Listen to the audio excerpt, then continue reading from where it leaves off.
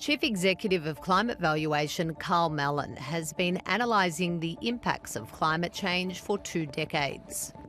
As flood models around the country are updated, that's going to come in more and more. So places that may not have been in a flood zone are going to become in flood zones, or places that were in flood zones but it wasn't considered very high risk are going to become high risk. So I think what we're seeing in, for example, places like Kensington, we're just going to see that over and over and over again.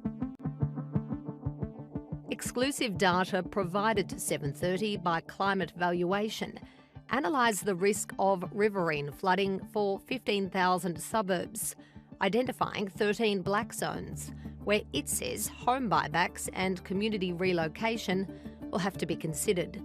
15 places are red zones, where with investment and adaptation, these areas could still be viable.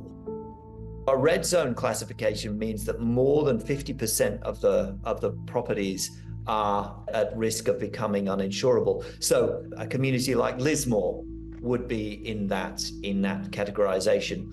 The black zone is even worse. That means that more than 80% of the properties in that area are what we would classify as high risk of becoming uninsurable due to flooding.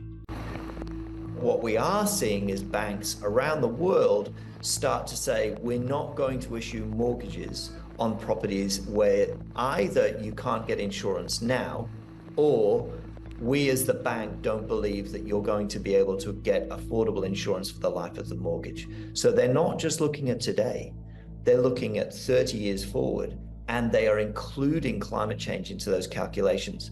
So our view is that we're going to see places where it's going to be very hard to get a mortgage. Climate Valuation's Karl Mallon says governments across Australia will have to face the consequences of past planning decisions. There is, in my view, very strong responsibility, which is if you've allowed continued development in a flood zone or new development in a flood zone, there has to be some responsibility towards those people who may not have realised they are buying new houses in flood zones.